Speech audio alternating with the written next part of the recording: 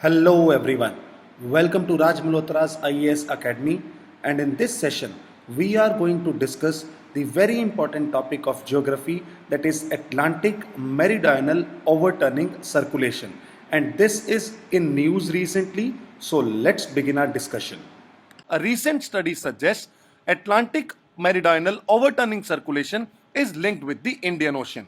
So basically Atlantic Ocean में होने वाले ये सर्कुलेशन इंडियन ओशन के साथ लिंक्ड है, ऐसा इस स्टडी के द्वारा सजेस्ट किया गया। बट इशू ये है कि एमोक पिछले 15 सालों से स्लो डाउन होते जा रहा है, जिसके कारण ग्लोबल क्लाइमेट पे ड्रास्टिक कॉन्सिक्वेंसेस देखे जाने लगे हैं। और इसी एमओक को अब हेल्प मिल रही है इंडियन ओशन से, और वो क्या हेल्प है और कैसे मिल रही है वही इस स्टडी ने सजेस्ट किया, और उसे ही हम इस वीडियो के थ्रू जानने की कोशिश करेंगे। बट उससे पहले हमें पता होना चाहिए कि what is an AMOC and how it works. So AMOC is the large system of ocean currents which is operating in the Atlantic Ocean. So basically water का लार्ज स्केल पे सर्कुलेशन होना नॉर्थ से लेके south तक, ताकि heat energy को redistribute किया जा सके। अगर वो सर्कुलेशन हो रहा है तो एटलांटिक ओशन में, तो उसे बोला जाएगा एटलांटिक मेरिडाइनल ओवरटर्निंग सर्कुलेशन। अगर हम समझें इक्वेटर और पोल को, इक्वेटर एक ऐसा रीजन है जहां पे हीट सरप्लस है और पोल पे हीट डेफिसिट है। इसी सरप्लस हीट को डेफिसिट रीजन तक पहुंचाने के लिए जो लार्ज स्केल पे वाटर का सर्कुलेशन है, वही एमोक का एस्पेक्ट है, और ये एक कन्वेयर बेल्ट की तरह काम करते हैं। अभी ये रिसेंट स्टडी में बताया गया कि इंडियन ओशन में टेम्परेचर इंक्रीज होने के कारण ये जो सर्कुलेशन है इसका मूवमेंट बहुत फास्ट हो गया, इसे एक जंप स्टार्ट मिला है। ये कैसे मिला है उसको समझने के लिए हमें पता होना चाहिए कि एमोक काम कैसे करता है। ये एक कन्वेयर बेल्ट की तरह है, और एमोक को अगर हम जाने तो ये पार्ट है थर्मोहेलाइन सर्कुलेशन का। अब थर्मोहेलाइन सर्कुलेशन क्या होते हैं उसे हम समझते हैं। लेट्स से ये है हमारा इक्वेटर और ये है पोल, राइट, और इनके बीच में है हमारे ओशंस। इक्वेटर और पोल, पोल पे हमें पता है कि जो टेम्परेचर है वो बहुत ही कम है, क्योंकि हीट डेफिसिट रीजन है, और टेम्परेचर कम होने के कारण यहां पे फॉर्मेशन होगा किसका, आइसबर्ग्स का। जो भी पानी होगा उसके अंदर किसका फॉर्मेशन हो जाएगा, आइस का फॉर्मेशन हो जाएगा। जैसे ही यहां पे आइस का फॉर्मेशन हुआ, वैसे ही यहां पे जो पानी था उसकी सैलिनिटी इंक्रीज हो जाएगी। अब सैलिनिटी इंक्रीज क्यों होगी, बिकॉज अगर हम बात करें पहले लेट से 100 ग्राम पानी था और उसमें 5 ग्राम सॉल्ट का कंसंट्रेशन था। अब जो आइस बनेगी वो तो हमेशा फ्रेश वाटर से बनेगी, तो पानी रह गया, रिमेनिंग वाटर इज 50 ग्राम, और उसमें जो सॉल्ट कंसंट्रेशन है वो 5 ग्राम ही है, तो overall concentration of salt is getting increased. इन कारणों से अगर सैलिनिटी इंक्रीज हो रही है तो यहां का जो वाटर होगा इट विल गेट हैवियर। जैसे जैसे ये हैवी हो जाएगा it will try to sink down. So यहां का जो कोल्ड वाटर है, this cold water is getting sink down. Now जो यहां पे वैक्यूम क्रिएट होगा, इस वैक्यूम को फिल करने के लिए इक्वेटर पे जो पानी है वो पानी मूव करने लगेगा पोल की तरफ, ताकि इस स्पेस को फिल किया जा सके। यहां पे हम देख सकते हैं कि जो इक्वेटर है, इक्वेटर से पानी जा रहा है पोल की तरफ। इसी से हम कह सकते हैं कि यहां से जो हीट है वो रीडिस्ट्रीब्यूट हो रही है, क्योंकि गर्म पानी जा रहा है पोल की तरफ, और पोल का जो ठंडा पानी सिंक करके लोअर लेवल पे आया है, डीप वाटर पे आया है, डीप सरफेस पे आया है, ये वापस मूव करेगा कहां की ओर, इक्वेटर की ओर, क्योंकि यहां पे भी तो वापस जगह खाली हुई है, और इसी जगह को भरने के लिए ये एक सर्कुलेशन कंप्लीट करेगा और मूव करना स्टार्ट करेगा इक्वेटर की तरफ। जैसे ये इक्वेटर की तरफ मूव करेगा, यहां पे सरफेस से टकराने के बाद इस पानी की होगी अपवेलिंग, क्योंकि ये पानी कहां पे आ रहा है, सरफेस के ऊपर की ओर आ रहा है। पहले ये पानी कहां पे था, सब सरफेस पे, डीप सरफेस पे था, और इक्वेटर पे जो पानी है वो कौन सा है, वार्म वाटर है। सो वार्म वाटर सरफेस पे ट्रेवल कर रहा है, और जो कोल्ड वाटर है वो सब सरफेस लेवल पे ट्रेवल करते हुए फाइनली अपवेलिंग होगा उसका, और इक्वेटर पे वो हीट को रीडिस्ट्रीब्यूट कर देगा। तो यहां पे ये जो जोन बना, इस जोन को बोला जाता है अपवेलिंग जोन, और ये एक कंप्लीट सर्कुलेशन हो गया है। और इसी कंप्लीट सर्कुलेशन को हम बोलते हैं थर्मोहेलाइन सर्कुलेशन। थर्मो का मतलब टेम्परेचर, हेलाइन का मतलब सैलिनिटी। सो टेम्परेचर और सैलिनिटी की वजह से जो ये सर्कुलेशन हुआ है उसे ही हमने बोला थर्मोहेलाइन सर्कुलेशन। और बेसिकली अगर हम यहां पे देखें तो हो क्या रहा है, इक्वेटर से जो एक्स्ट्रा हीट है वो पोल्स तक ही तो रीडिस्ट्रीब्यूट हो रही है। वो किसके माध्यम से? इस सर्कुलेशन के माध्यम से। अगर ऐसा एटलांटिक ओशन में होता है तो उसे ही बोला जाता है एटलांटिक मेरीडाइनल ओवरटर्निंग सर्कुलेशन। और इसे कन्वेयर बेल्ट क्यों बोला गया? क्योंकि कन्वेयर बेल्ट अगर हम ध्यान से देखें तो वो दिखती है ऐसे। सो कन्वेयर बेल्ट में क्या होता है, जैसे ये इक्वेटर है, इक्वेटर से गर्म पानी मूव करना स्टार्ट किया यहां पे पोल की तरफ, ये है 90 डिग्री। पोल पे इस पानी का होगा डाउनवेलिंग, नीचे की तरफ जाएगा, सिंक करेगा। सिंक करने का कारण, यस, क्योंकि ये पानी हैवी हो गया है ज्यादा सैलिनिटी के कारण, कम टेम्परेचर होने के कारण। उसके बाद ये पानी यहां से वापस ट्रेवल करना स्टार्ट करेगा और फाइनली अपवेलिंग होके कहां पहुंच जाएगा? इक्वेटर पे। तो ये एक कन्वेयर बेल्ट की तरह पानी पूरा मूव करता रहता है पूरे अटलांटिक ओशन में। इसी को हमने एमॉक बोला है और ऐसे ही ये काम करता है। अब अगर हम इसका ड्राफ्ट पढ़ें तो ये कहता है low temperature and high salt concentration will make the water denser and the dense water will sink deep into the ocean।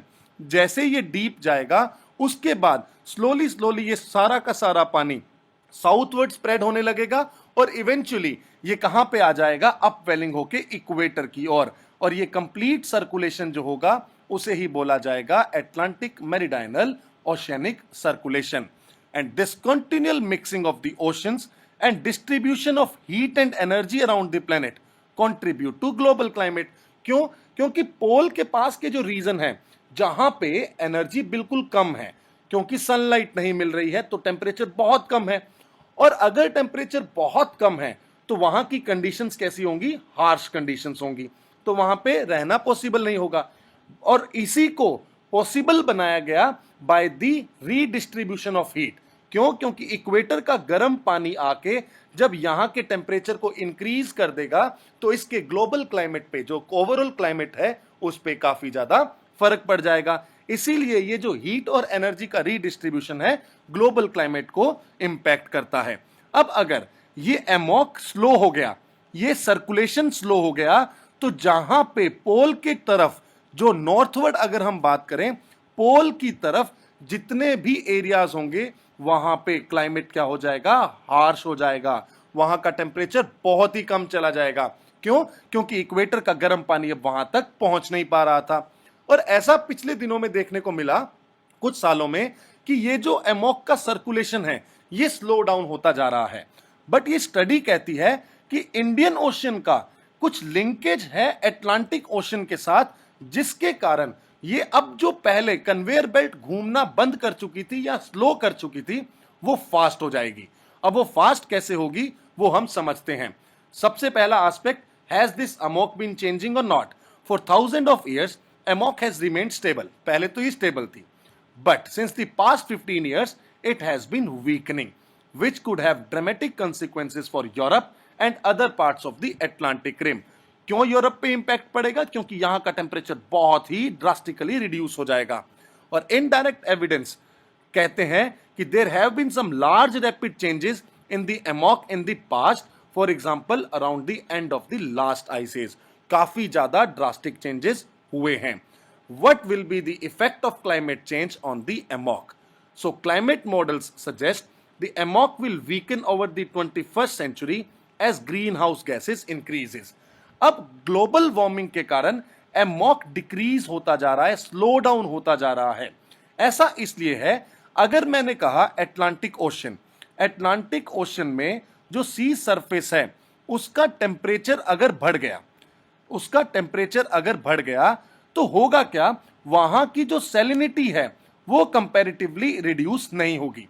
क्यों? ध्यान से सुनिएगा। जब हमने बात की थी इस पूरे सर्कुलेशन की, थर्मोहेलाइन सर्कुलेशन की, जो इस पूरे एमॉक का बेसिस है, अगर कहीं पे भी डाउट आना है तो वापस हम इसी डायग्राम पे पहुंच जाएंगे। ये था इक्वेटर और ये था हमारा पोल। और हमने शुरुआत की थी कि अगर टेम्परेचर बहुत ही कम हो गया तो यहां पे जो पानी है उसका बन जाएगा आइस और उसके कारण सैलिनिटी हो जाएगी इंक्रीज और सैलिनिटी इंक्रीज होने के कारण water will sink deep into the ocean, right. But अगर टेम्परेचर बढ़ गया ग्लोबल वार्मिंग के कारण, तो क्या आइस का फॉर्मेशन जितना पहले हो रहा था उतना हो पाएगा? नहीं हो पाएगा। जिसके कारण क्या होगा, यहां की जो सैलिनिटी है वो कंपैरेटिवली अब कम हो जाएगी, कम होगी। और सैलिनिटी अगर कम रहेगी तो मतलब यह है कि यहां का पानी जो पहले डीप ओशन में सिंक कर रहा था वो कम हो जाएगा। अगर वो पानी सिंक करना कम करेगा तो ये पूरा का पूरा कन्वेयर बेल्ट जो पहले घूम रहा था अब वो घूम नहीं पाएगा। तो कभी भी अगर डाउट आए एमॉक से रिलेटेड तो हमें इस थर्मोहेलाइन सर्कुलेशन को समझना है, जिसका एस्पेक्ट है टेम्परेचर और सैलिनिटी। अगर ग्लोबल वार्मिंग से टेम्परेचर इंक्रीज हो रहा है तो सैलिनिटी जो है, जो पहले बहुत ज्यादा बढ़ रही थी, अब वो उतना नहीं बढ़ पाएगी और वाटर का सिंकिंग नहीं होगा। अगर पानी सिंक नहीं करेगा तो ये कन्वेयर बेल्ट नहीं चलेगी। So all these changes make the ocean water lighter, क्योंकि टेम्परेचर बढ़ गया है, and so reduce the sinking in the conveyor belt. और जैसे ही कन्वेयर बेल्ट में सिंकिंग रिड्यूस हुई वैसे ही एमॉक वीक हो गया। So the AMOC is very likely to weaken, but it is considered very unlikely that large rapid changes in the amok as seen in the past time will happen in the 21st century. A weaker amok will bring less warm water northwards. क्यों? क्योंकि यहां का जो पहले warm water था वो north की तरफ, पोल की तरफ जा रहा था, क्योंकि ये कन्वेयर बेल्ट चल रही थी। अभी अगर कन्वेयर बेल्ट चलना बंद कर देगी तो गर्म पानी वहां की तरफ आना बंद हो जाएगा, और जो वेस्टर्न यूरोप है वहां पे हार्श क्लाइमेटिक कंडीशंस हमें देखने को मिलेंगी, जो ग्रीन हाउस गैसेस हैं उनके कारण, राइट। अब हो क्या रहा है, आखिर इंडियन ओशन का कैसे इंपैक्ट आ रहा है उसे हम समझने की कोशिश करते हैं। थाउजेंड ऑफ ईयर से एमॉक क्या था, शांत था, अपना स्टेबल कंडीशन में चल रहा था। अब हो क्या रहा है कि ग्लोबल वार्मिंग हो गई, उसके कारण ओवरऑल एमॉक वीकन हो गया है। अब इंडियन ओशन का रोल क्या है? जैसे हमने देखा अटलांटिक ओशन का टेम्परेचर बढ़ रहा है, सिमिलरली इंडियन ओशन का टेम्परेचर भी बढ़ रहा होगा, और इसी इंडियन ओशन के टेम्परेचर के इंक्रीज होने से एमॉक को हेल्प मिल रही है। एक तरफ से जो अटलांटिक ओशन है उसका टेम्परेचर इंक्रीज होना एमॉक को स्लो डाउन कर रहा है, तो दूसरी तरफ इंडियन ओशन का टेम्परेचर इंक्रीज होना एमॉक को हेल्प करेगा। वो कैसे? अगर हम माने ये जो इंडियन ओशन है, अटलांटिक ओशन है, पैसिफिक ओशन है, हमारे लिए भले ये तीन नाम अलग अलग हों, बट ओवरऑल सारा का सारा वर्ल्ड का जो अर्थ का पानी है वो तो एक दूसरे से जुड़ा हुआ है। ये तो नाम हमने दिए हुए हैं। और अगर हमने बात की इंडियन ओशन की, और इंडियन ओशन का सरफेस टेम्परेचर अगर इंक्रीज हो गया, जैसे ही इसका सरफेस टेम्परेचर इंक्रीज हो गया, ध्यान से सुनिएगा, यहां पे प्रेशर क्रिएट होगा, लो प्रेशर। क्यों? क्योंकि टेम्परेचर इंक्रीज हो गया। जैसे ही इंक्रीज टेम्परेचर होने से प्रेशर लो हुआ, ये रीजन चारों ओर से जो हवाएं हैं उनको क्या करेगा, अपनी ओर कन्वर्ज करने की कोशिश करेगा। जब चारों ओर से हवाएं यहां पे कन्वर्ज होने की कोशिश करेंगी तो होगा क्या, अटलांटिक ओशन की हवाएं भी इसी रीजन में आके कन्वर्ज हो रही हैं। तो यहां पे तो कन्वर्जेंस बढ़ गया। यहां पे कन्वर्जेंस बढ़ने के कारण ओशन का सरफेस है, प्रेशर लो है, ये हवाएं ऊपर उठेंगी और यहां पे कर देंगी रेनफॉल। बट ये हवाएं जो अटलांटिक ओशन में रेनफॉल करने वाली थी, अब वो वहां से ट्रांसफर होके कहां पे रेनफॉल करने वाली हैं, इंडियन ओशन में रेनफॉल करने वाली हैं। अगर वो रेनफॉल इंडियन ओशन में होगा तो इंडियन ओशन की सैलिनिटी तो रिड्यूस कर जाएगी, बट जो अटलांटिक ओशन में रेनफॉल सैलिनिटी को कम कर रहा था। क्यों सैलिनिटी कम होती है रेनफॉल से? क्योंकि फ्रेश वाटर का आउटपोरिंग होता है। अब अगर फ्रेश वाटर का इनटेक कम हो जाएगा तो सैलिनिटी क्या हो जाएगी, बढ़ जाएगी। और अगर सैलिनिटी बढ़ जाएगी तो सिमिलर वही प्रोसेस हम कन्वेयर बेल्ट पे चलते हैं, जहां पे सैलिनिटी बढ़ी और पानी का हैवी हो जाना है। जैसे ही पानी हैवी हुआ, it will sink deep into the ocean, और ये कन्वेयर बेल्ट का मूवमेंट वापस से स्टार्ट हो जाएगा, फास्ट हो जाएगा। So this is how Indian ocean is linked with the Atlantic Ocean. So basically, as soon as the temperature of Indian Ocean will increase, उसके कारण वहां पे बनेगा लो प्रेशर, और उस लो प्रेशर के कारण इंडियन ओशन में चारों तरफ से हवाएं आना शुरू करेंगी, और वो हवाएं आएंगी अटलांटिक ओशन से, और एटलांटिक ओशन में बेसिकली जो प्रेसिपिटेशन का अमाउंट है वो क्या हो जाएगा, कम हो जाएगा।